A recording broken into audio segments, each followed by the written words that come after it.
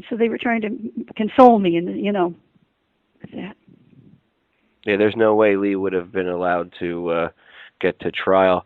I recall, no. Judyth, you I had listened to, like I said, I listened to many interviews with you, or the interviews that you've done. I've listened to them many times, I should say.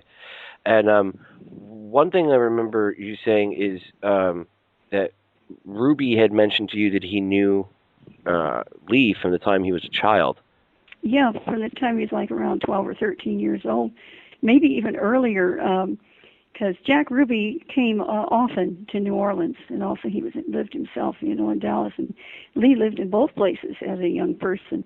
But that family was very closely tied to the crime family through Lillian Muret, who had married Dutz Muret, Lee's uncle, by that marriage, who worked directly with Marcello, and in fact he was a bookmaker for him and everything else. They had a long, closer relationship. One of the most touching things, it's in the book, but after Lee has been arrested, and that was a setup, okay, he had to be dirtied up. And Lee told me how bad he felt. He finally was arrested in New Orleans after passing out FBCC literature. And he said, all the time I was growing up here, he lived in really tough places, like on Exchange Alley or Exchange Place. He went to a real tough school, Beauregard, where they would beat you up, and they were really hard and rough. He never got arrested, never got in trouble. He said, now look, in my own hometown, I've been arrested. He was almost in tears over it. So here's what happened. His uncle came to the house there at 4905, Magazine Street, walked in, and he bawled Lee out in front of Marina, Lee's wife, for what, for humiliating the family and for what he was doing. And Lee just took it. And then they walked outside. Lee opened the car door for his uncle to get in, and Lee said, you don't know who I really am, basically. Lee told me this. His uncle got back out of the car, and he looked at him, and he said, I do, son. And I know who you are. I know because Marcello told me. That's how close. See, Marcello was just so tight with the CIA to try to get Castro. Marcello knew that Lee was there to try to help kill Fidel Castro. That was one of Lee's jobs. This brave man was set to go into Cuba. They changed things, but originally he was going to go into Cuba, and that's why all that got started. It is fantastic to me, anyway, that Lee was so relieved.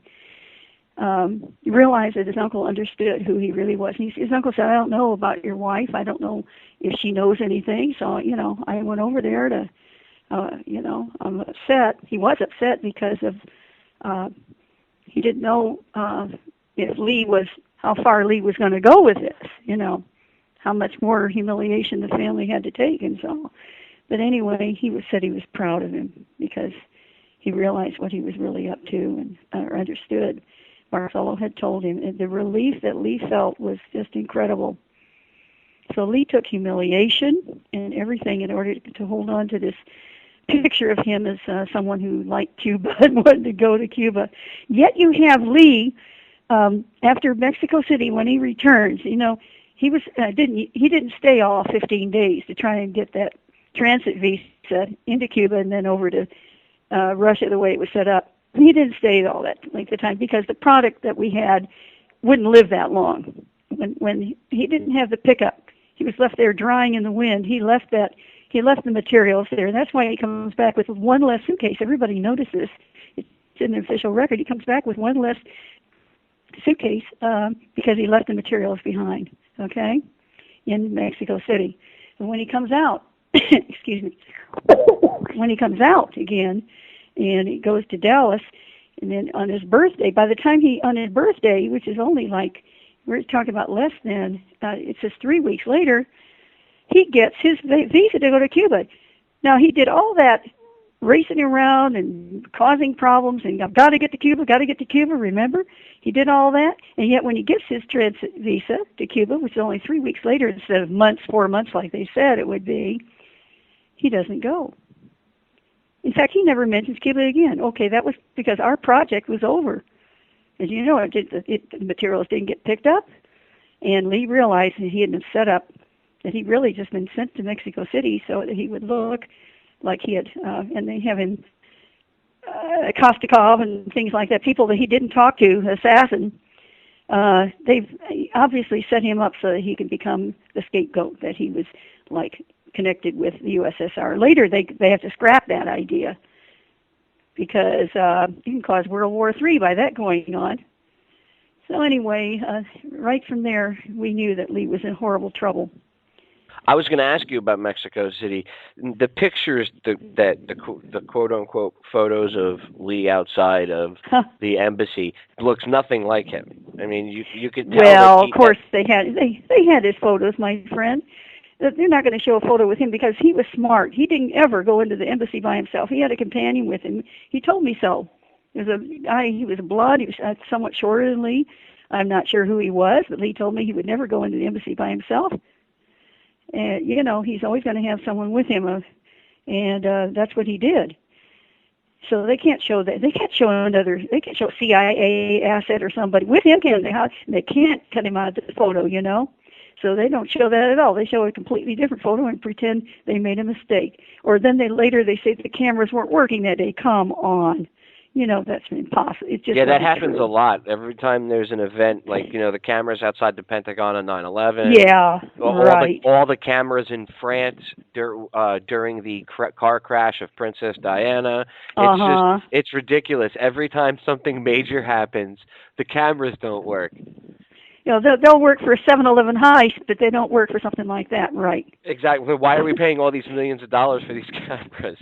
It's ridiculous. Yeah. It's absurd. Money is power, and power can create a lot of evil, unfortunately. I'll tell you one thing. My whole goal in life there are three things. One, to get the truth out and to get Lee's name exonerated. Once you do that, that whole house of cards falls, and you realize we have a corrupt government in place that doesn't care about the people. You know, we have to start from the bottom up and replace them from the bottom up because you can't do it from the top down. You can't do it. It's impossible. That's number one. The second is to create wherever you walk. You can't change the world, but you know you are responsible for where you walk. If I see a little stray dog and it's right in my path, I'm responsible for that little stray dog. God's put that in my path. And I'm just saying, where I can't change the world, but where I walk, I try to make the world a better place. And the last, I'm an artist and I'm a poet. And I try to create beauty because without beauty, life is not worth living. Very true. I mean, I do my website, my radio show, I write articles, I do video editing and stuff, all to stop the New World Order. But there are times where I have to take an hour or two off and go enjoy the beauty of life, because if I don't, you forget what you're fighting for. So you do have to enjoy. Exactly. Yeah. And one of the measures of a human being, I think, is do they love children? Do you love children? And I'll tell you, nobody loved children as much as Lee Harvey Oswald. By the way, he never used his middle name, Harvey. You know that letter where they say it came from Mexico and they wonder if he wrote it? It says Lee Harvey Oswald signed, and it's to Mr. Hunt. Lee didn't like his middle name, Harvey, okay? And he would have put H. He'd always written H. He didn't write out his middle name. Only the government does that. He only when he was forced to would he write it out, for some document. Yeah, the government has a tendency to make simple mistakes like that constantly. Yeah, they certainly do. So he didn't write that letter. And then there you've got some.